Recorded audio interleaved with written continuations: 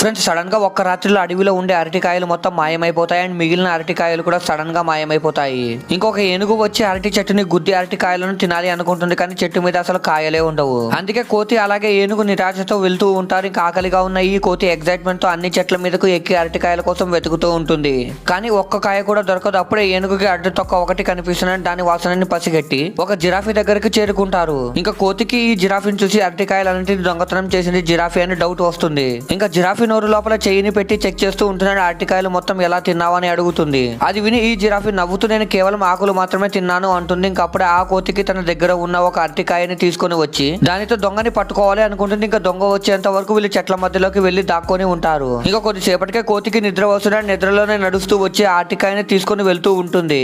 And అది చూసి ఈ ఏనుగు ఆ కోతి వెనకాల పడుతుంది. ఇంకా అప్పుడే ఏం జరిగిందో చూసే ముందు మీకు డబ్బుల కంటే మేము ప్రేమ గొప్పదని భావిస్తే వీడియోని లైక్ చేసి ఛానల్ ని సబ్స్క్రైబ్ చేసుకొని కామెంట్ లో లవ్ యూ మా అని టైప్ చేయండి. చివరికి కోతి ముందు ఉన్న ఒక లోయలో చాలా అరటికాయలు ఉండడం చూస్తున్నాడు. ఆ కోతిని కాపాడబోయి ఏనుగు వెళ్లి అరటికాయలు ఉన్న లోయలో పడుతుంది. స్పృహలోకి వచ్చిన కోతి ఏనుగు లోయలో ఉండడం చూసి ఏనుగే దొంగతనం చేసిందేమో అని అనుకుంటుంది.